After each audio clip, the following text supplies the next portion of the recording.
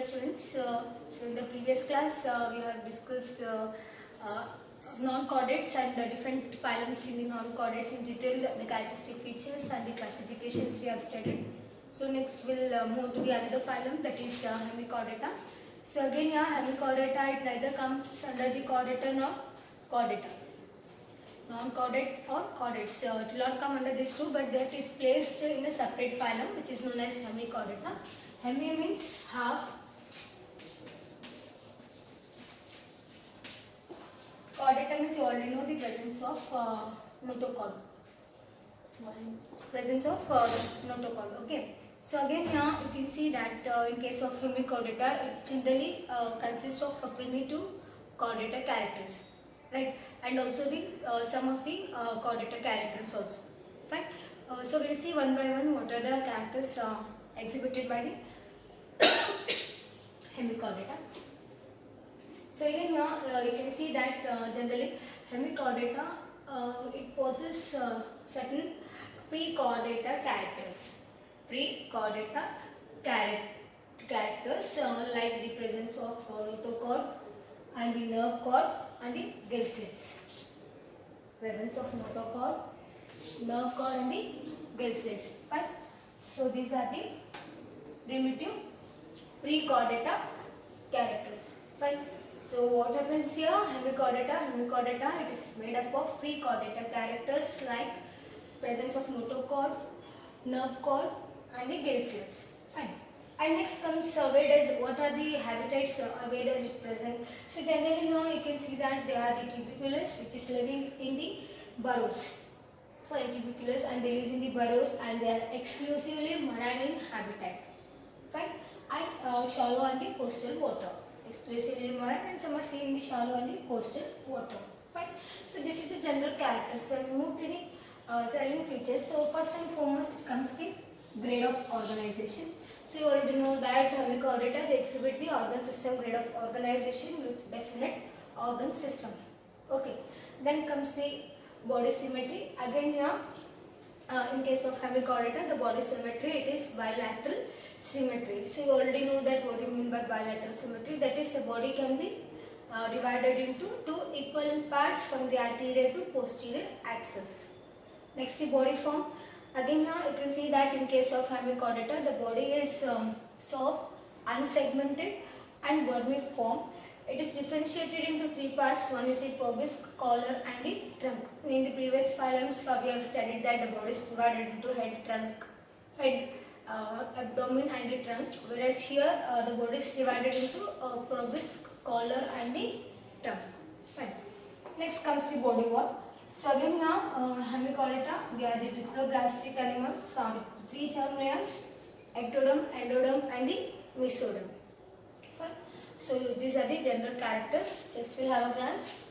So Hemichordata exhibit organ system grade of body organization, bilateral symmetrical animals, and what type of body form does they have? Means the body is generally soft, unsegmented, vermiform or worm-like, and is differentiated into three parts. One is proboscis, collar and the trunk. Body wall it is triploblastic animals. So next we'll move on to the remaining characters. That's about the body cavity. So again Hemichordata they are eucoelomate animals. So you already know what you mean by eucoelomate. That is they are made up of true coelom. Right. Next comes the digestive system. So again in case of Hemichordata the digestive system is complete.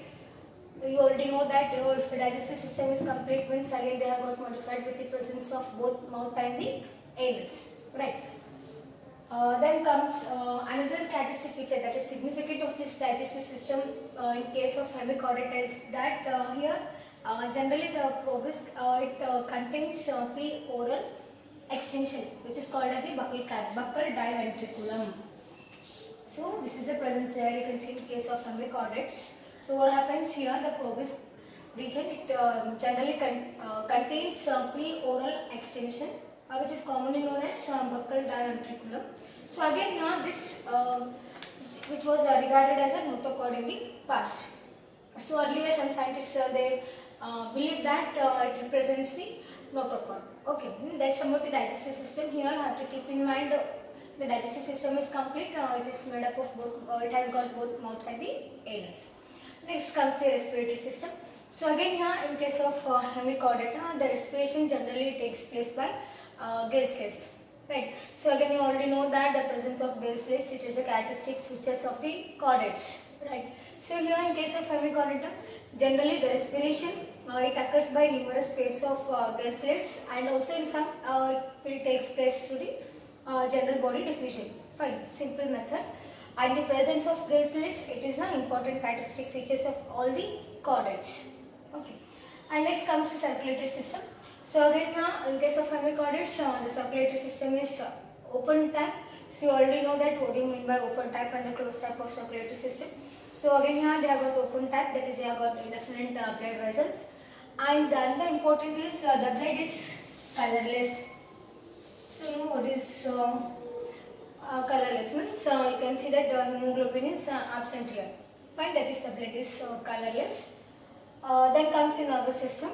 So again here it has got both the non-chordates and the chordate nature. That is the nervous system.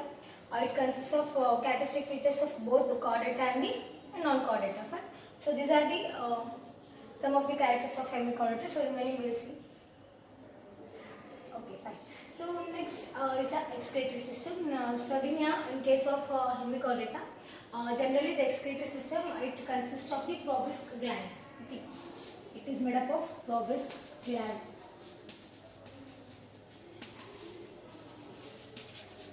Proboscis gland is present. So again here generally the waste nitrogenous waste, it is eliminated out in the water only from the body. Okay. So next comes the reproduction. So again in hemichordata, where you can see that generally the sexes are separated. In some it is separate and in some cases it is united. That is either they will be hermaphrodites or the heteraphrodites. Again fertilization, it may be internal or the external depending upon the species, and the development is direct or the indirect. Fine. So here in the hemichordata we have got two examples. One is the Balanoglossus and another one is the Saccoglossus. Fine. So that's about the hemichordata. So hemichordata, it is a separate phylum. It is neither placed under the chordata nor the non-chordates. Fine. So next comes the chordata. So next we will move on to the just general characters of chordata. Then what are the sub classification of the chordata? Okay students, so far we have discussed about the phylum hemichordata and its characters. So next we will move on to the another phylum, that is the chordata. So again here in the chordata, what are the different characters of the chordata? Important characteristic features we'll study. Then we'll move on to the classification of the chordata. Okay.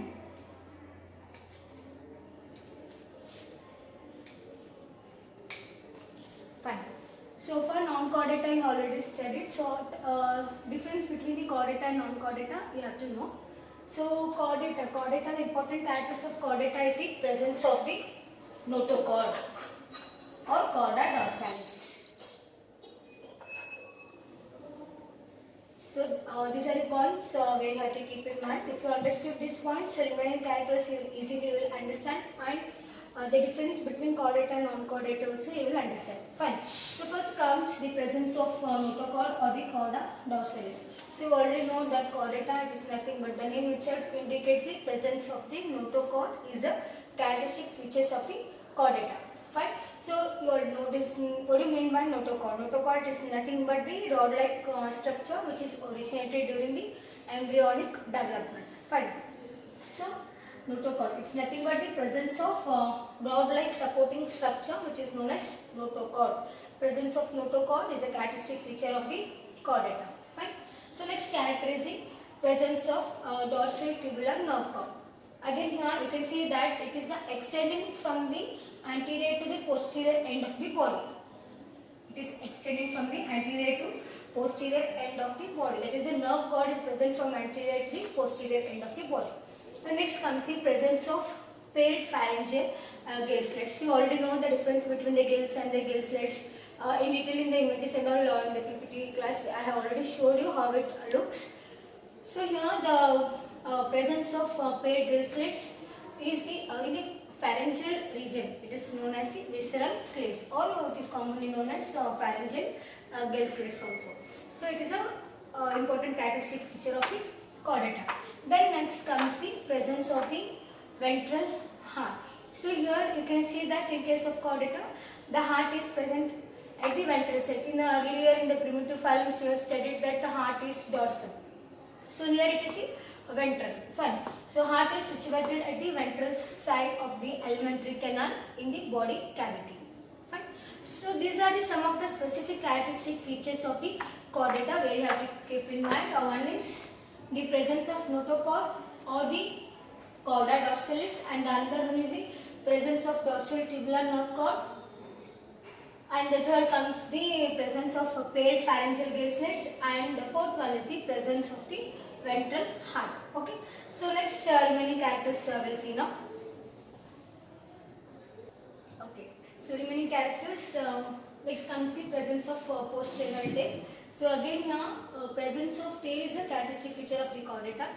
Then body cavity, again here chordates, they are the two coelomate animals, or the true coelom, or it is also known as eucoelomates. That is, it is having the body cavity which is present between the body wall and the alimentary canal. That is the presence of true coelom, you can see in case of chordates. Next, they are the triploblastic animals. So triploblastic, you already know that it is made up of three germ layers.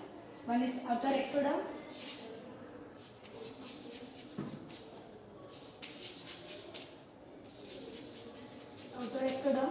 middle mesoderm,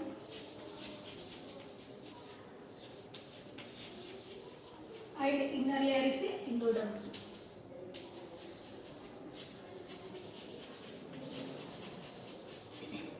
Right. So presence of these layers, it indicates the chordates are the triploblastic animals. Fine. So next comes the bilateral symmetrical. So here you can see that the chordates are bilateral symmetrical animals where the body can be divided into two equal halves from the anterior to posterior axis. Fine. These are the important characters of chordates where you have to keep in mind. But further, in the chordata, it is further divided into three subphylums. That is the classification of phylum chordata. It is divided into three subphylums. Phylum 1 is the Urochordata, or it is also known as Tunicata, and phylum 2 is the Cephalochordata, and the phylum 3 is the Vertebrata. Again further Vertebrata, it is further divided into different subphylums that will be seen in upcoming classes. Fine. These are the classifications and the characters of the chordata. Okay, so next we'll move on to the classification of the chordata. So again chordata, it is classified into three subphylums. So first one is Urochordata, Cephalochordata, and third comes the Vertebrata. So next we'll move on to the characteristic features of Urochordata. So Urochordata, it is also known as tunicates. So here you can see that in case of Urochordates, the notochord, it is present only in the tail of the larva. Okay. Uro, which that is nothing but the tail region. Only in case of tail region, the notochord is present in larva stage. Fine. So chordata features here, it occurs in the larva, and the notochord, it is confined only in the tail region of the larva. This you have to keep in mind. Urochordata means here notochord, it is present only in the tail region of the larva. Then here the adult body, it is generally covered by the membrane, that is, it is covered by the membrane. It is known as tunicin, justifying the name tunicate. So apart from this, you can also see the deposition of cellulose here. Then cephalization and the segmentation is absent. So these common examples are Harmonia and the Salpa. These two are the examples which comes under the Urochordata. Right? So just you have to keep in mind these characteristic features. Subphylum Urochordata, or it is also known as Tunicata. So here what happens? The notochord is confined only to the tail region of the larva. Okay. Then the body is generally covered by the layer which is known as tunicin, and cephalization, segmentation are absent. And examples you have to keep in mind. Next comes the second phylum, subphylum, that is Cephalochordata. So again in case of Cephalochordata, the notochord, it extends throughout the body. Fine. It extends beyond the nerve cord, and generally they are known as the Cephalochordata. Okay. Then this shows the presence of dorsal nerve cord, pharyngeal gill slits, and the post-anal tail. So in brief, we have already studied what are the characteristic features and where it presents everything. Okay. So again, next comes the distinct head, heart, and the respiratory pigments are absent. Fine. Example is the amphioxus. So these are the some of the characteristic features of the subphylum Neurochordata and the Cephalochordata. So next comes the vertebrata. Okay, so next we'll move on to the schematic classification of subphylum Vertebrata. So subphylum Vertebrata, again it is divided into two divisions. One is Eugnatha, another one is the Gnathostomata. Then Eugnatha, it is divided into the class Cyclostomata. Then division Gnathostomata, it is divided into two superclasses. One is Pisces and another one is the Tetrapoda. Right? So again here Pisces, it is also known as the fishes. It is further divided into two classes. One is Chondrichthyes and another one is the Osteichthyes. That is cartilaginous fishes and the bony fishes.